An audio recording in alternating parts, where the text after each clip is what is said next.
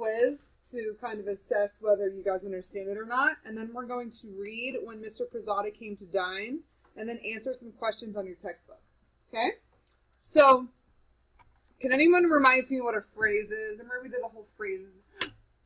Hold up. Put it away. All the way away. Give it back to Tony. Okay? Reagan, phone put away, please. All right, what's a phrase? Let's review. What is a phrase?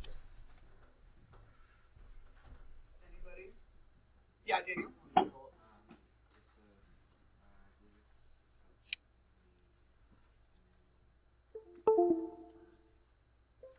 Okay. So it's something with a subject and a verb? It's a sentence. Okay. Yeah. It's a sentence with a subject and a verb, but it can't stand alone. So that's a dependent clause. okay. Johnny, off the computer. I will take it away today. I'm in a mood. All right, really quick. If it ever opens.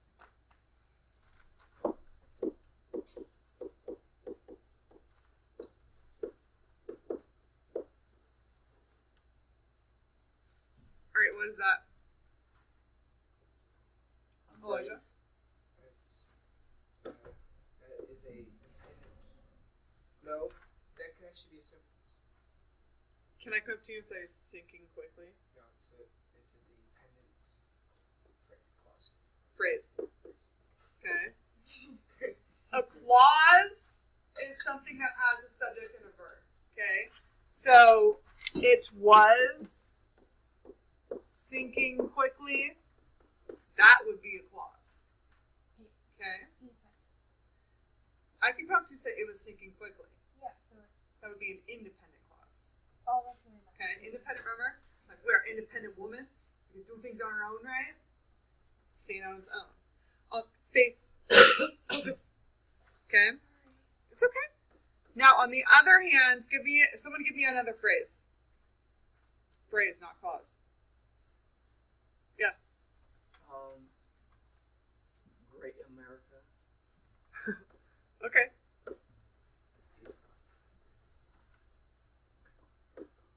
Okay. Now make it a clause, Malachi. Trump's making. Okay, so No, I'm Trump's kidding. making great America? Or Trump's making America great? Trump's making America. He doesn't want to stick to that phrase. So kidding. Nope. It's okay, that's what that reminds you of, seriously. Okay, so Great America is big. That would be a clause, right? On the other hand, a clause doesn't have to make sense on its own. This could be a dependent clause, right? We could say, because we went to Great America. I can't come up to Reagan and say, because we went to Great America. She'd be like, so what happens? Okay, that's why it's dependent. You need the other stuff for it to make sense. So when we're talking about adverbial phrases, it doesn't have to have a subject and a verb. Okay, so keep that in mind when we're talking about this. All right. Faith, you need a All right, adverbial phrases and clauses. Why is this important? Ava, can you read it? Adverbial clauses give a lot of added detail into your writing. In addition, by adding clauses in the beginning, middle, or end of your sentences, you make sure that your writing is important. By that I mean, you aren't writing sentences repeatedly in the same format like this. I went to the store. I bought groceries. I made some food. Okay, hold on. I talked about this, right? If you guys wrote in your narratives, Tony,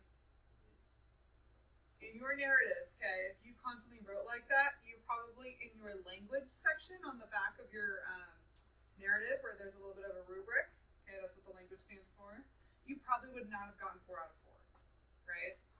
Because it would have been really boring for me to read. I'm like, we need to improve this. Okay, keep going, Eva. Rather, adverbial clauses add detail. I went to the store because I was starving and completely out of food. While I was there, I bought groceries including bread, cheese, spaghetti, turkey, and chips. I was so hungry when I got home that I made some food in a matter of minutes. Okay, how much more detailed is the second part than the first? A lot. Okay, Tony. Easier to say. What is that food choice? No, let's go get Excuse me. I can make a sandwich and then they could have turkey and spaghetti for dinner. turkey. No. Yeah, you ground turkey, make some meatballs. Yeah. Okay. And Go ahead. you guys, if you're not eating chips while you're cooking, then you're really just missing out on life. Okay, so that's what you're supposed to do. If you don't eat them, My like grandmother or grandfather was I going wish to kill you. Oh my gosh, That's what I say. probably eat more as I'm cooking. Yeah. Reagan, I will take it away. Honestly, same. I will take that away. Okay.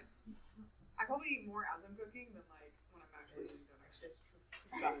Okay, I did that this morning. I ate like a Honestly, pound of same. blueberries. Same. It's a problem. Okay. So do you understand why we need to learn about this? Okay. Makes your writing better. Whether it's for a resume or a cover letter for a job or a Facebook post. Okay. I don't have Facebook. I'm sorry, YouTube. John. There you go. Facebook is dying. Okay. So a subordinate clause. First things first. Let's get over this. So remember, clause is something that has a subject and a verb. It doesn't have to make sense on its own. I could say because I was at school, or I can make it a full clause, a full independent clause. So because I was at school, I was bored. Okay. I feel like Fridays are really boring for us.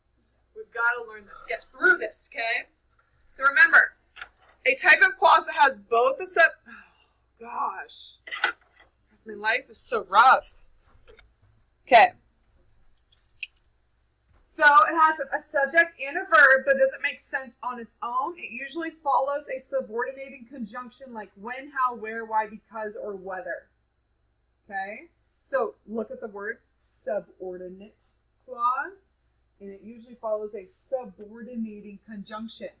Okay? So if you ever forget what a subordinate clause is, look at the first word and be like, subordinate conjunction, I remember. Okay? You guys know what conjunctions are? Reminder. Okay, this is academic language. Does anyone remember fanboys? Did you ever learn fanboys? Really? I did, but I don't remember what Okay. it is. It's like for and not. Okay, Tony, what was it? It was like for and not, Nor. but or yet so. Okay. It's like bridging words, I think. Yeah, those are the most common coordinating conjunctions. Okay? So these are words that like connect different thoughts. What this is saying is that typically this type of clause is going to follow a subordinating conjunction, like when, how, where, why, because, or whether. Okay? So the words, if you guys see this word, what does it do for a sentence? When are you going to use those words? If I say, remember I went to the store and then I put because, what does it do for my sentence? It gives it less of a redundant. Okay, and if I'm adding because, I'm giving you more detail, right? So if I use when, then I'm giving you more detail about when it happened, the time. If I'm using how, then I'm giving you more detail on how it happened. So these types of words typically signal when you're giving a lot of detail, okay? When you're being extra. Does that make sense in freshman language? Okay, when you're being That's extra that little word. and you're doing too much, right? That's when you're using these terms. Okay, examples. Because I ate apples doesn't make sense, does it? It's just it's a dependent clause. After I went to the store, still doesn't make sense, it needs more. When he found my dog, what is going on? Okay, that doesn't make sense. I need something else. Okay? So these type of clauses typically attach to something else and they provide more detail. Does that make sense? You want to use these in your writing because it adds detail, okay? Especially in narratives. All right. An adverbial clause is a type of subordinate clause. So we just learned about subordinate clauses, okay? All it is it's a clause that can't stand on its own, and it typically follows a subordinate clause like when, how, where, because, more information. All right? Now, a subordinate clause that is used in a sentence as an adverb. What's an adverb? Don't look at the board. I don't remember what an adverb is. I see Mary trying to look. Given a verb. What is it? An adjective given a verb. More specifically, Daniel. Like changes the verb. Okay. Describing verb. Okay. Okay. Yeah. It describes the verb better. Okay, yeah. So an adverb is a type of word that modifies a verb, adjective, or adverb. Okay, examples. Reagan, can you read the two examples? I ran quickly to the store and she ate the apple with serious focus. I always eat with serious focus. Okay? It's not to be messed around with. So, do you see how the adverb gives more detail, Tony, Johnny, to how, I ran to the store. I never run, okay? With serious focus, it describes how she ate the apple. It's an I ran adverb. faster than Tony. With my backpack on, yes. And You guys, okay? run. Stay with me. Adverbs and adverbial clauses add meaning to your writing and switch up your sentence type so it's not boring, okay? So let's go back really quick to our fancy notebook. Oh my gosh, I just gave myself a flat tire. Good job. Okay, I know, right? Epic fail. Nancy. Huh? Nice job. I know. Okay, I can't do it right now. So,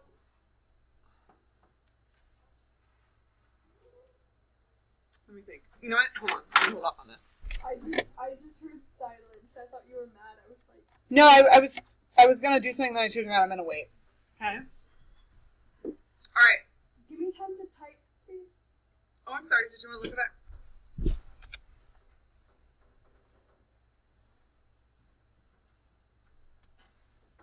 So we just reviewed an adverb. Okay, we know what adverbs are. So we feel like we can. What an adverb is? Give me a thumbs up, thumbs down, thumbs middle. I know what an adverb is. I don't know what an adverb is. I'm still confused on what an adverb is. Okay, Johnny. I need a thumb. Okay.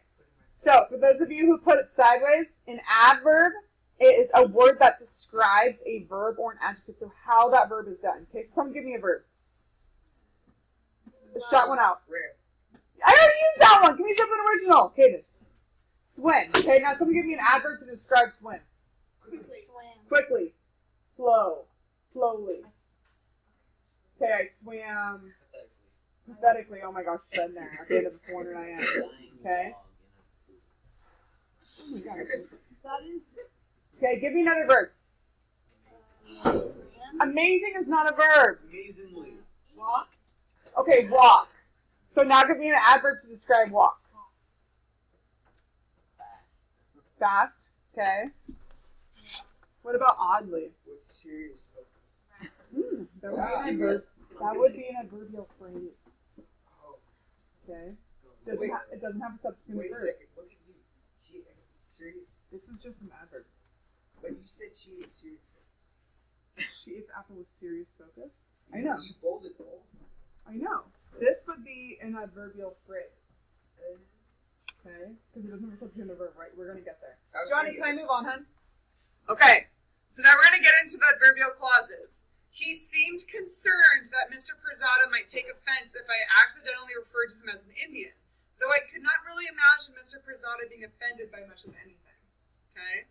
Where's the adverbial clause? Remember, it modifies a verb, adjective, or adverb. Okay, let's go back to this. A clause is a type of sentence that has a subject and a verb, right? Like, because I went to the store, or just I went to the store. So we have to find a clause that has that. Now we need it to be adverbial, which means it is an adverb, so it's describing a verb typically. So where would that be, Tony?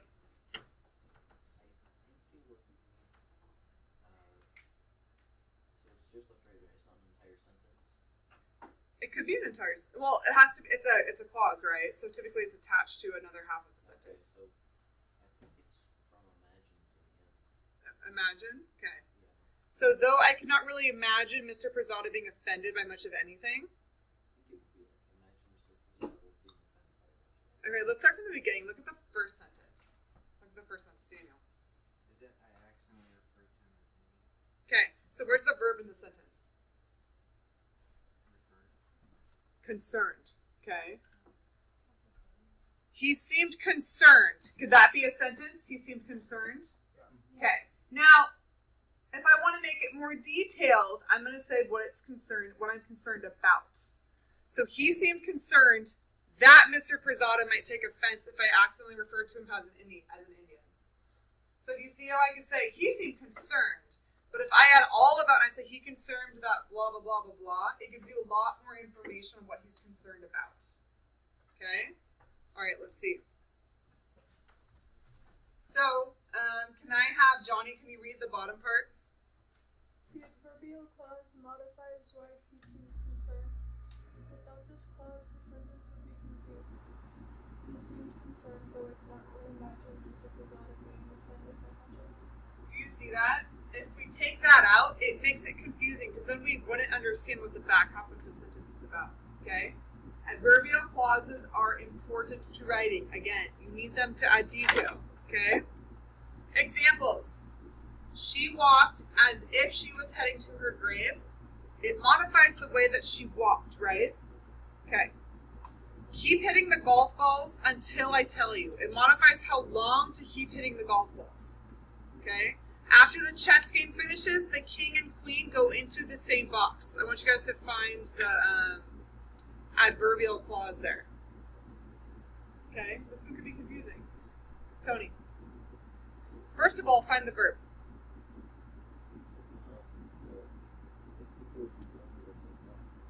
Okay, that's just a preposition. Ava? Yes. See, it's confusing because it's at the front, okay? Because I can say the king and queen go into the same box, but when? After the chess game finishes, okay? All right, Marvin acts like it is a joke. Where's my adverbial clause? Faith? Well, that's my verb, okay? Now, where is the phrase that's modifying that verb? Good, okay? So I can say Marvin acts. That doesn't really give me a whole lot of detail. Now if I say Marvin acts like it is a joke, I have more information, okay? So like it is a joke is my adverbial clause. Okay, now. Carson, give me a sentence with a lot of detail. I'm just using you so they can.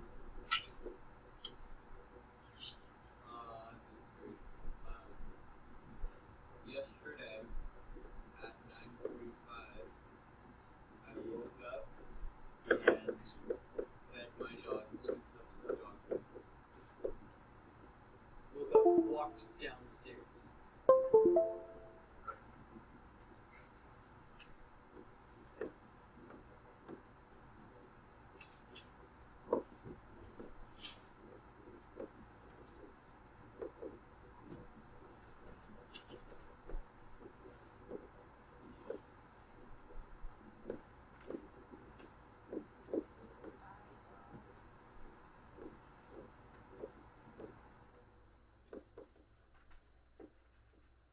Okay. Anyone else have a really dramatic dog who don't sound and they don't get food quick enough? Okay. Now I have a baby and a dog that does that. And a husband. Okay. Was that funny? No, it's just because he seems like very serious dude, like when he was younger, and now you're saying that he has some meltdowns. That's funny. No, he's very calm. His energy is like very stable, whereas mine's like. Yeah, I'm off the scale, so we're very opposite in that sense. Like he would be in a room and he wouldn't know he was there. That's how it is. You're a good Like teacher. this today. Huh? You're a good teacher because of that energy. Thanks. Well, I'm just trying to get some extra credit points. All right, Tony. My dog does that too, and I'm like, dude, stop it. My dog licks my calves. See, my dog. Your calves. Not cats. Calves. That's what I said. My dog starts Hold on. Your dog starts running around? Okay, Johnny. My dog's a pit bull, Uh-huh. and he's about like this big. Uh-huh. So when we come home after a long day, he gets really excited, and he'll come tearing around the corner. And I've been knocked down I don't know how many times because he'll just jump on you from like 2 feet away. Oh, see, this is why I have Just a full small dog just because launch himself on my you. I'm small dog picked up my personality, so thank goodness he's like yay high, because if he was big, we'd have problems. Very My dog's not like me at all. He's a poodle and he just walks over to the bowl and just sits there. what a rude person. What? Okay, back to this. Yesterday at 9:45, I woke up by walking downstairs to feed my dog before he had a meltdown. Where's the adverbial clause? Okay? Daniel, we're going to work this together, you and me, bud. You and me. Okay? Yesterday at 9:45, I woke up by walking downstairs to feed my dog before he had a meltdown. Do you have any idea where an adverbial clause would be? It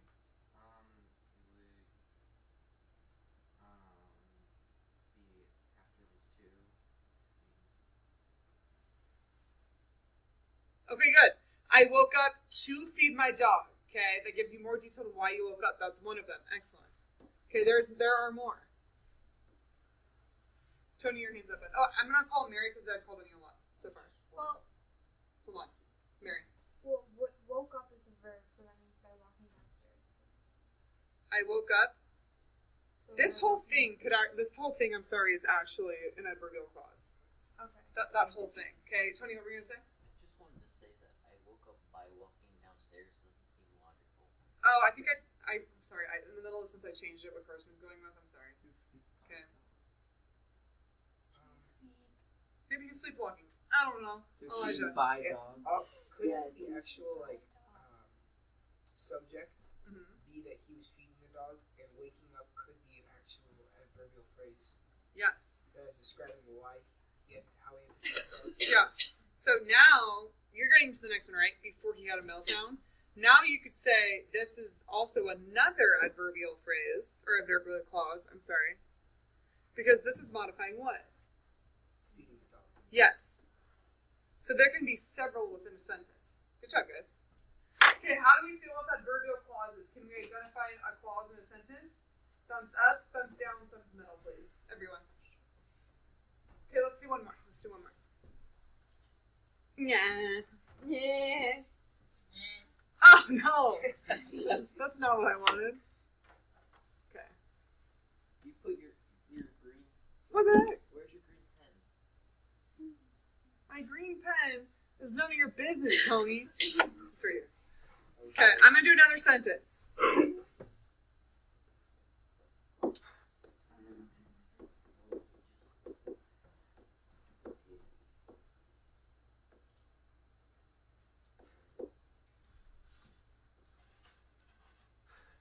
Okay.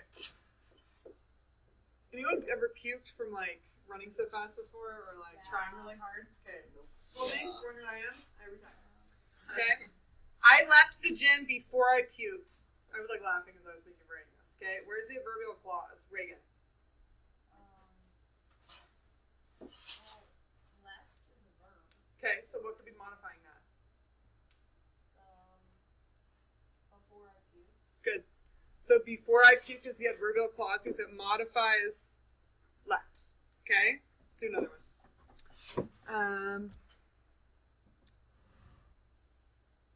Isn't puked a verb too, though? Yeah, but it's that you could have another phrase after that, right? Modifying the puke. I don't think I was gonna go there with you guys tonight. Wait, couldn't I say that I puked before I left the gym, and then I puked would actually be the subject? Yes. So- So then you could say before I left the gym is modifying how you puked. Yeah. Excellent. You're getting it, Elijah. Okay. That's a nice little thing.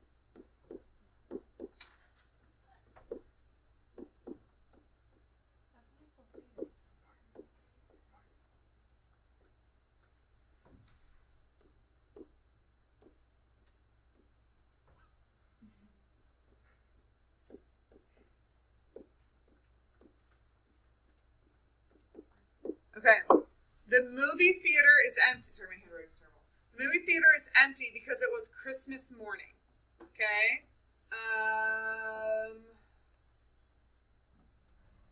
Let's do Malachi.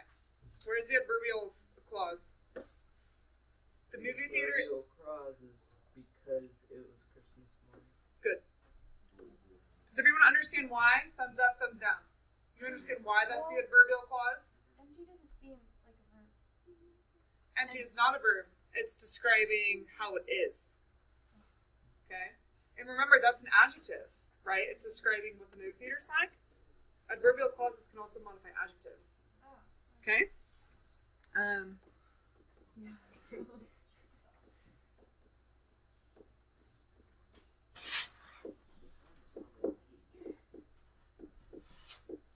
like every night of my life, children.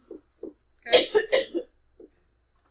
Baskin Robbins owns more of my money than I ever have. Okay? Daniel, say what you know.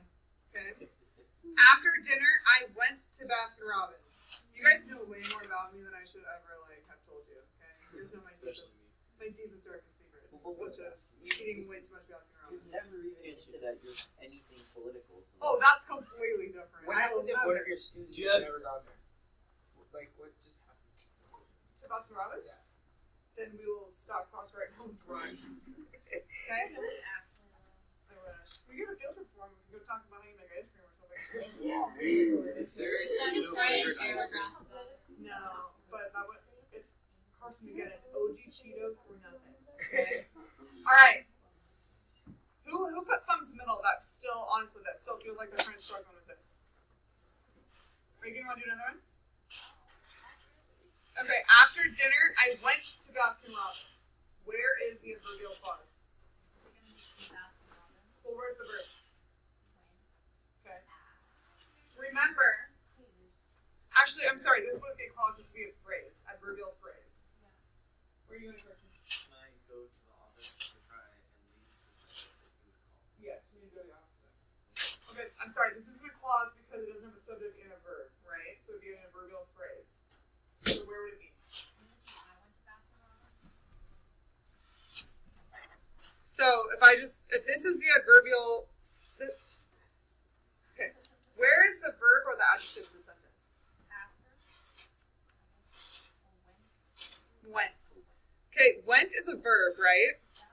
So I went. Now, what is modifying went? What gives you more details about went? Okay, so you went to Baskin Robbins. That could be an adverbial phrase. All right, there could be another one also. After dinner. Good. Okay. Do you see? But saying after dinner I went doesn't make any sense. What do you mean? It could be just, if you didn't put to Baskin Robbins. That's why you've got to have additional phrases, right? That's why you need to add adverbial phrases and other things like this in order. Let me make this clear. It's not as important that you are able to look at a sentence and go, that's an adverbial phrase or clause, right? Never in life will you go in a job interview and then be like, identify this adverbial phrase, okay? Especially if you want to be a fireman. Am I right? Okay. The important thing is that you know how to use them in order to provide more detail. When you write fire reports, if you don't put where the fire was, and you just put, there was a fire, you're probably going to get fired. Okay? Puns, people, puns. I saw. Does that make sense? Okay, I Elijah. see. What's the difference between a phrase and a clause? I don't think I understand. Okay, so I almost just took this pen and wrote on the smartboard. I went to Baskin Robbins. That is a clause. It has a subject and a verb. Okay? After dinner is a combination of words. It has a subject, but it doesn't have a verb. Yes. So, phrase. Let me think of a fun way to remember this. Okay.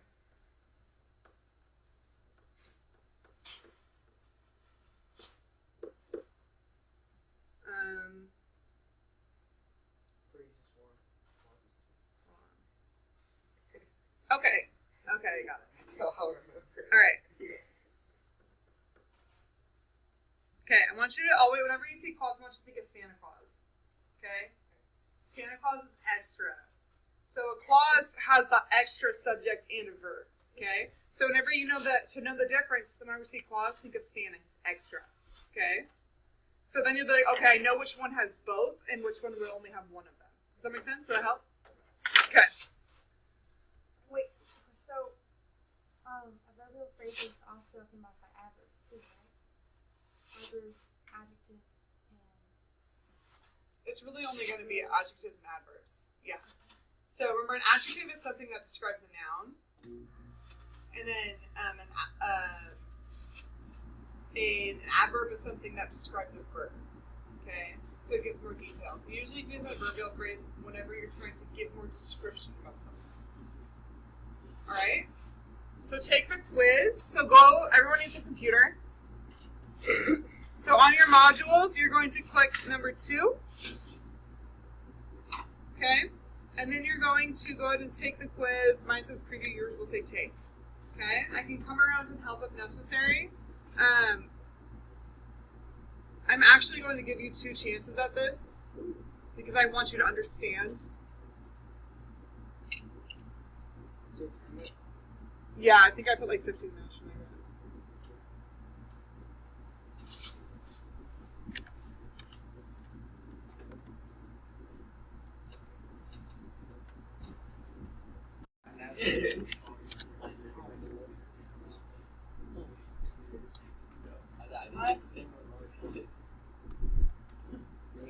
It took me to myhrw.com.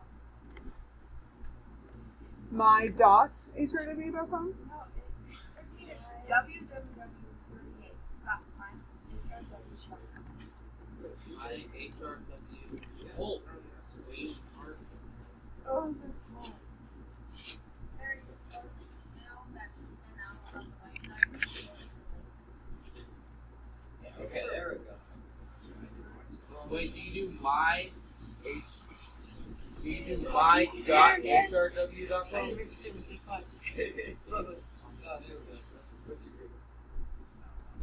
I'm sorry, guys. I gave you the wrong page number. Yeah. Always. It's because my teacher textbook is different. So it is Why do you get the specials? because I'm special. So what is it? Wait, it just brought me Hold to on. nothing. Yeah. So in your books, it is page This 105. Okay, you need to hurry up, Malachi. All right. So your assignment is to answer. Take it out. Take it out. Your assignment is to answer analyzing the text questions 2, 3, 4, and 7. I need to fix that page number 2. So it's going to be different. That is page 120, I want to say, in your textbook. So, is actually how you say it. I don't know. Yuval Noah Harari, born in 1976, was awarded the Pulitzer. Pulitzer Prize for her debut work of fiction. The short story collection, The Interpreter of the Ladies. This story from the collection is set in 1971, the year in which civil war erupted in Pakistan. At the time, Pakistan had 2 distinct parts, West Pakistan and East Pakistan.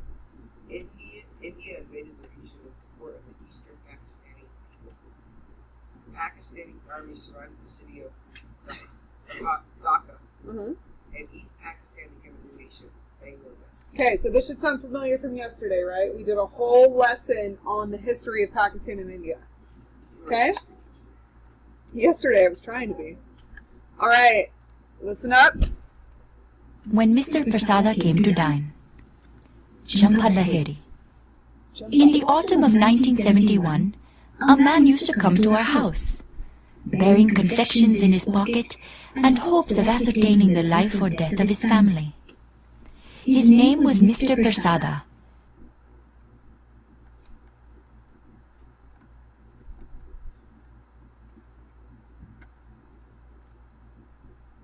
When Mr. Prasada came to dine, Oh my gosh. Mr. Prasada, the life or death of his family.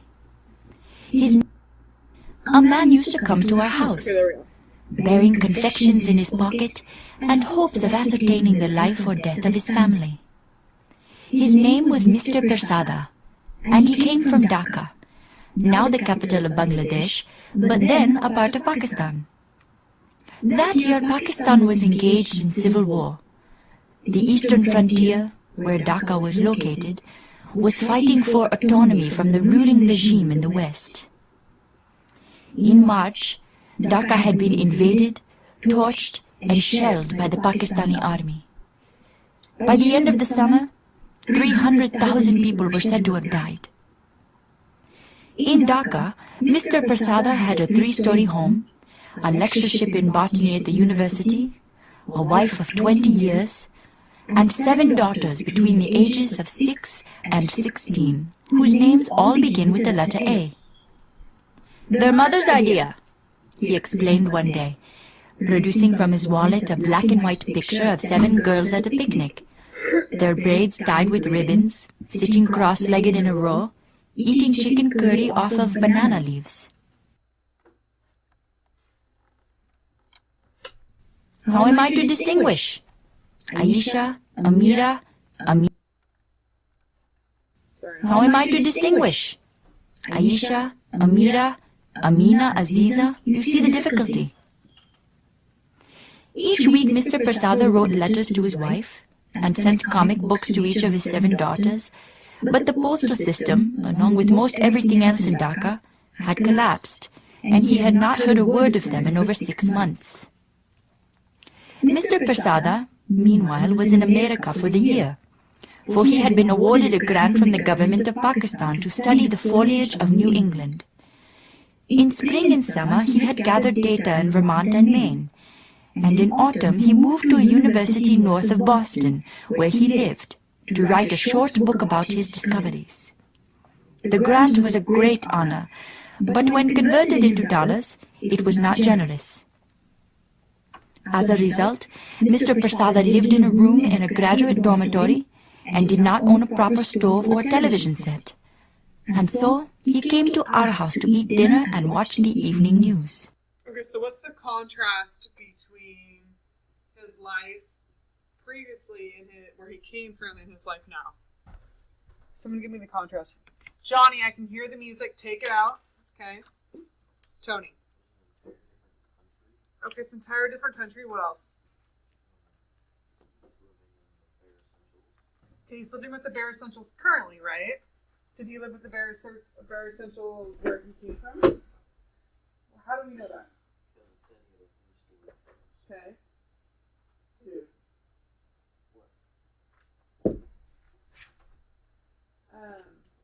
Not yet. So, remember when I told you guys I taught refugees from Afghanistan last year? So, I had kids who would, Johnny, let's have you sit up here and you can look at the screen. Okay? I know I can still hear the music. Okay? So let's take your computer and move up here, either in that chair right there or next to the boxes. Okay? So I had kids who would literally have like 3-story homes with like 2 kitchens, like they have huge houses where they came from. And when they were granted refugee status in the United States, they were put in a 1-bedroom apartment. And they couldn't even afford to buy sheets. So it was like winter, and they would all be in one room, literally like a 7-person family like this, all in one room with no blankets because they couldn't afford it. So like that description of having like a ton of money and wealth and stuff like that and coming here and not having anything, that's a very accurate portrayal of this situation. Okay? Evening news. At first, I knew nothing of the reason for his visits. I was 10 years old and was not surprised that my parents, who were from India and had a number of Indian acquaintances at the university, should ask Mr. Prasada to share our meals. It was a small campus with narrow brick walkways and white-pillared buildings, located on the fringes of what seemed to be an even smaller town.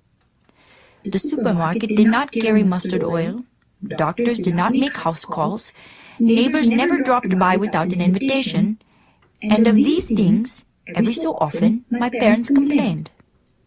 In search of compatriots, they used to trail their fingers, at the start of each new semester, through the columns of the university directory, circling surnames familiar to their part of the world. It was in this manner that they discovered Mr. Prasada, and phoned him, and invited him to our home. I have no memory of his first visit, or of his second or his third, but by the end of September I had grown so accustomed to Mr. Prasada's presence in our living room that one evening as I was dropping ice cubes into the water pitcher, I asked my mother to hand me a 4th glass from the cupboard still out of my reach.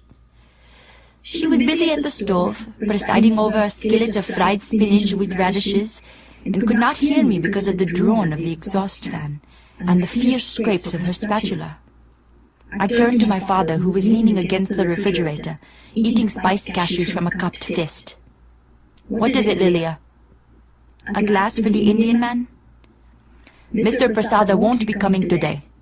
More importantly, Mr. Prasada is no longer considered Indian," my father announced, brushing salt from the cashews out of his trim black beard. So remember yesterday how I was talking about one day these people were identified as one thing, and the next they were completely left, right? one day he's Indian, and then now this young girl is like, he's not Indian? The heck? Not since partition. Our country was divided. 1947. When I said I thought that was the date of India's independence from Britain, my father said, "That too. One moment we were free and then we were sliced up," he explained, drawing an X with his finger on the countertop. "Like a pie. Hindus here, Muslims there. Dhaka no longer belongs to us." He told that during partition, Hindus and Muslims had set fire to each other's homes. For many, the idea of eating in the other's company was still unthinkable. It made no sense to me. Mr. Prasada and my parents spoke the same language, laughed at the same jokes, looked more or less the same. They ate pickled mangoes with their meals, ate rice every night for supper with their hands. Like my parents, Mr. Prasada took off his shoes before entering a room, chewed fennel seeds after meals as a digestive, drank no alcohol, for dessert dipped austere biscuits into successive cups of tea.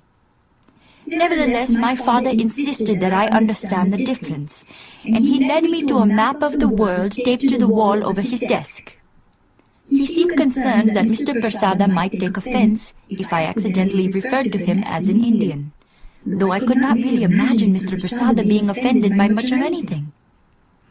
"Mr. Prasada is Bengali, but he is a Muslim," my father informed me. "Therefore he lives in East Pakistan, not India." His finger trailed across the Atlantic, through Europe, the Mediterranean, the Middle East, and finally to the sprawling orange diamond that my mother once told me resembled a woman wearing a sari with her left arm extended. Various cities had been circled with lines drawn between them to indicate my parents' travels, and the place of their birth, Calcutta, was signified by a small silver star. I had been there only once and had no memory of the trip. "As you see, Lilia, it is a different country, a different color," my father said. Pakistan was yellow, not orange.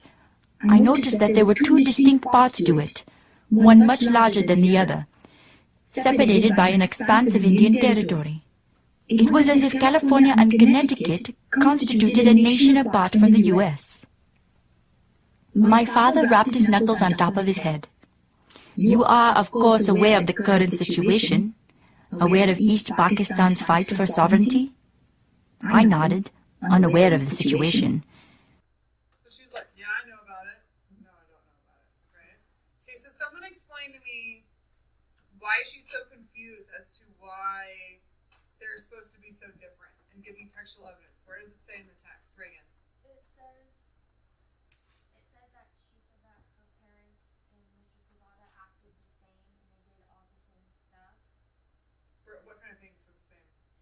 And my parents spoke the same language, laughed at the same jokes, looked more or less the same. They ate pickled mangoes with their meals, ate rice every night for supper with their hands. Like my parents, Mr. Prasada took off his shoes before entering a room, chewed fennel seeds after meals as a digestive, drank no alcohol, for dessert dipped austere biscuits into successive cups of tea. Good. So literally, they're the same culture, right? But because of this partition, they cannot interact. And she's like, "I don't get it." We returned to the kitchen where my mother was draining a pot of boiled rice into a colander. My father opened up the can on the counter and eyed me sharply over the frames of his glasses as he ate some more cashews. "What exactly do they teach you at school? Do you study history? Geography?" "Lilia has plenty to learn at school," my mother said. "We live here now. She was born here." She seemed genuinely proud of the fact, as if it were a reflection of my character. In her estimation, I knew, I was assured a safe life, an easy life, a fine education, every opportunity. I would never have to eat ration food, or obey curfews, or watch riots from my rooftop, or hide neighbors in water tanks to prevent them from being shot, as she and my father had. Imagine having to place her in a decent school. Imagine her having to read during power failures by the light of kerosene lamps. Imagine the pressures, the tutors, the constant exams. She ran a hand through her hair, bobbed to a suitable length for her part-time job as a bank teller. How can you possibly expect her to know about partition? Put those nuts away. Okay, so how do we know that Lilia's mother thinks she's getting a good education? Okay. Because she's like, it says that since she's born in America, it kind of like resembles her personality, and that she has like every opportunity to have good education, and that she's not like being persecuted anymore. So she's comparing it to her own life, right, Yeah. Tony?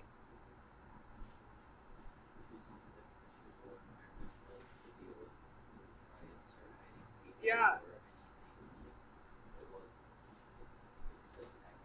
Yes, it kind of paints a picture of what Pakistan looks like for someone trying to earn an education, right? Imagine going to school while there were riots and people like throwing like flames off the roof, right? And you're just trying to learn about adverbial phrases. Dang it. Nuts away. But what does she learn about the world? My father rattled the cashew can in his hand. What is she learning? We kind of talked about that yesterday, right? We're learning about things like adverbial phrases, but yet we don't know about some of the worst wars in the world, like between India and Pakistan in this time. That question's kind of constantly being raised, right? You guys are 14, but should you know what's going on in the world, right? Should you be aware?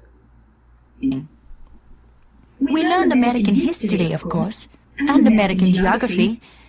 That year, and every year, it seemed we began by studying the Revolutionary War. We were taken in school buses on field trips to visit Plymouth Rock, and to walk the Freedom Trail, and to climb to the top of the Bunker Hill Monument. We made dioramas out of colored construction paper, depicting George Washington crossing the choppy waters of the Delaware River. And we made puppets of King George wearing white tights and a black bow in his hair. During tests, we were given blank maps of the 13 colonies and asked to fill in names, dates, capitals. I could do it with my eyes closed. The next evening, Mr. Persada arrived, as usual, at 6 o'clock. Though they were no longer strangers, upon first greeting each other, he and my father maintained the habit of shaking hands. "Come in, sir. Lilia, Mr. Persada's coat, please." He stepped into the foyer, impeccably suited and scarfed, with a silk tie knotted at his collar. Each evening he appeared in ensembles of plums, olives, and chocolate browns. He was a compact man, and though his feet were perpetually splayed, and his belly slightly wide, he nevertheless maintained an efficient posture, as if balancing in either hand 2 suitcases of equal weight. So he's compact and wide. What does his frame look like? What does compact mean? Like short. The opposite of this end. Okay? Compact means short. So if you can imagine, they said he's compact and wide, right? Like he's carrying 2 suitcases, so he's like very like stable to the ground.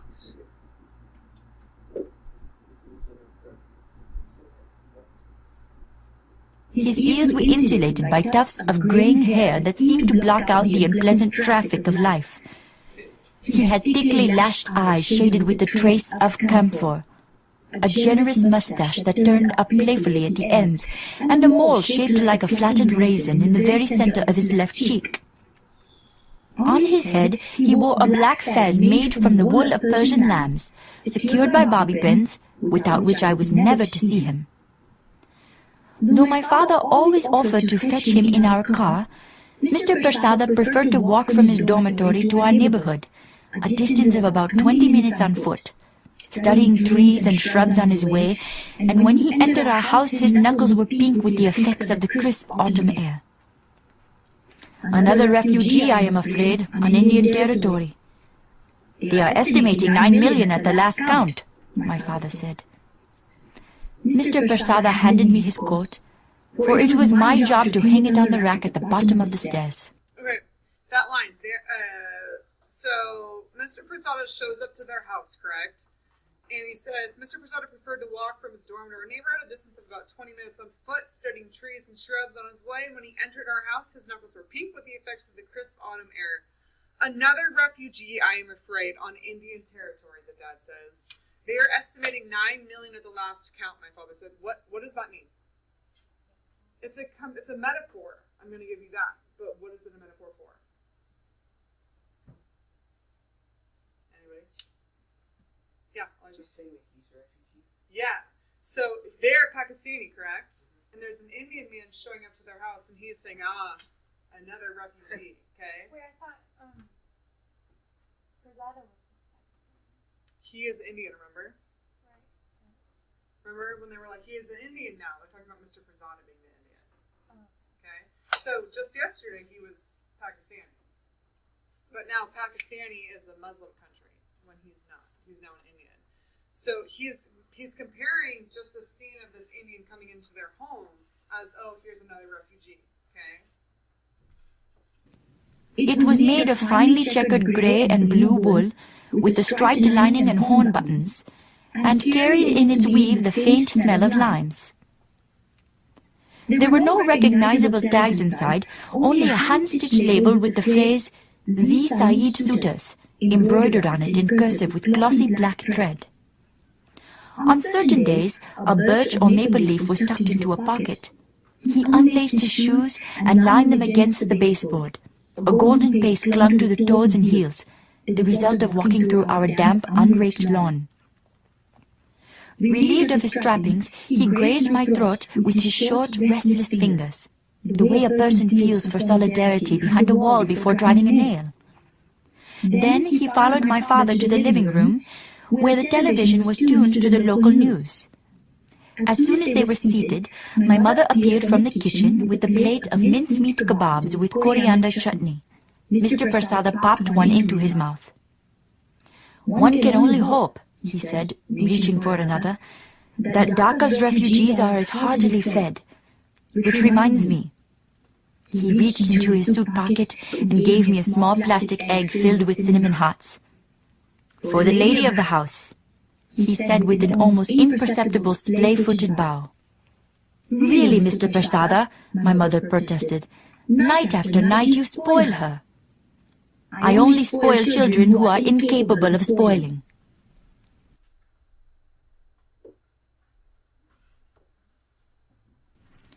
It was an awkward moment for me, one which I awaited in part with dread, in part with delight.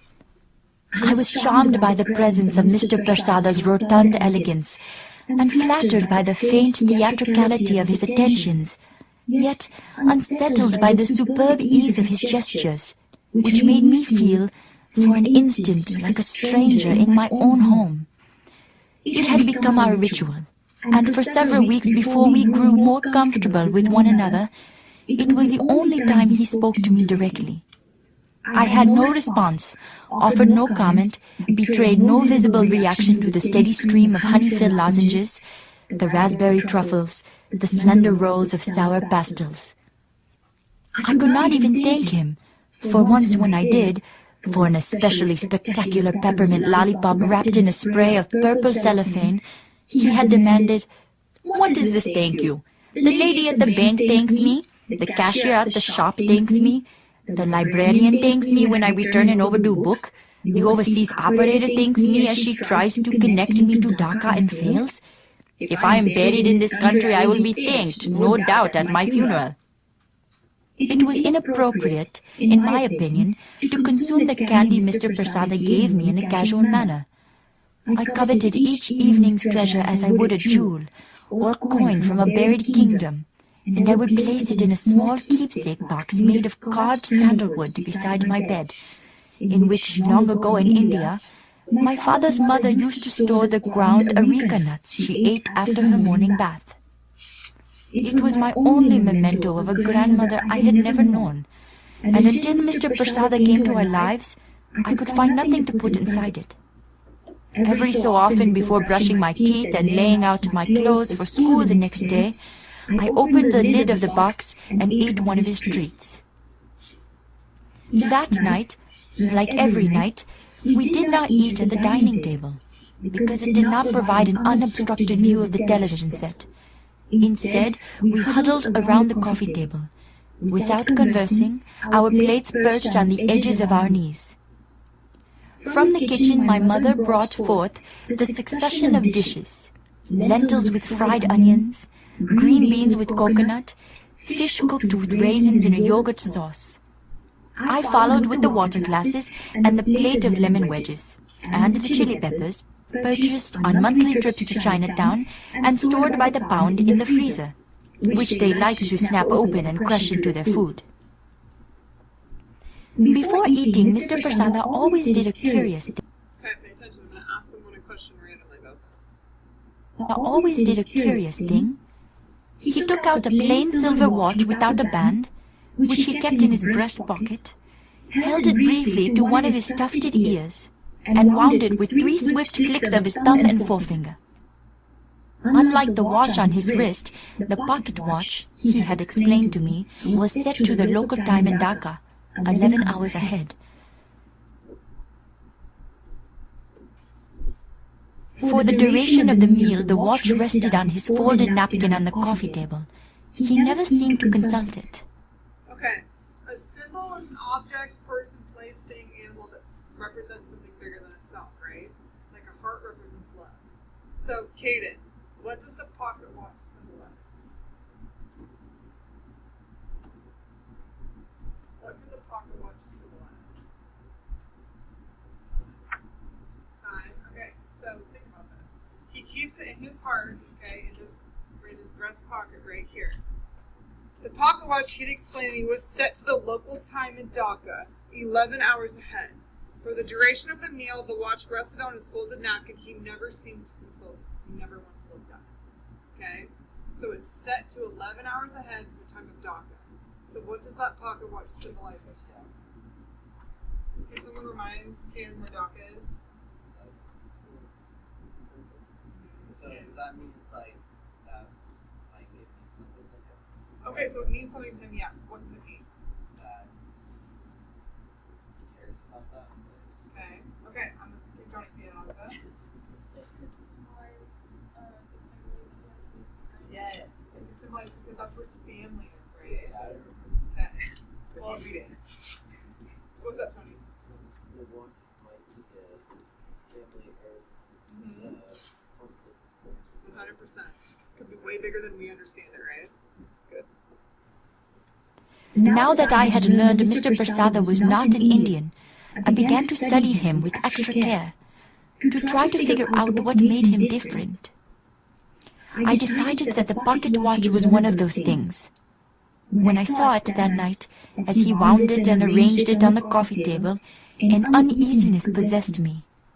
Life, I realized, was being lived in Dhaka first. I imagined Mr. Persada's daughters rising from sleep, tying ribbons in their hair, anticipating breakfast, preparing for school. Our meals, our actions were only a shadow of what had already happened there, a lagging ghost of where Mr. Persada really belonged. At 6:30, which was when the national news began, my father raised the volume and adjusted the antennas. Usually I occupied myself with a book, but that night my father insisted that I pay attention. On the screen, I saw tanks rolling through dusty streets, and fallen buildings, and forests of unfamiliar trees into which East Pakistani refugees had fled, seeking safety over the Indian border. All right, let's go ahead and pack up. There's a few more pages to read in this, and we need to finish those questions. So the questions are on page 120. So I think you have like 6 more pages, like total actual pages to read. Oh, that's nice. I know, I'm sorry, Reagan. Okay. You're doing 1. So describe the gifts that Mr. Persada gives Lilia and how Lilia cares for these gifts. Why might she feel she should not eat the candy in a casual manner? Number 2, how is Mr. Persada's pocket watch different from the watch he wears on his wrist? What does the pocket watch help Lilia understand about Mr. Persada and his situation? Okay. 4, yeah. Huh? Can you do this on Monday tutorial? Yeah. No, because it's due Sunday at midnight. So if it's late, you'll get marked out. Number 4, throughout the story, Lilia listens as her parents and Mr. Pirzada discuss the war between India and Pakistan. Why does she become more interested? What deeper change does this represent? And number 7, at the end of the story, why does Lilia feel she can finally throw away her remaining candies from Mr. Pirzada? Okay? So that is your homework. If you're in advance, you have that additional assignment as well in your post reader, okay? You could do it online if you really wanted to. The bombing thing?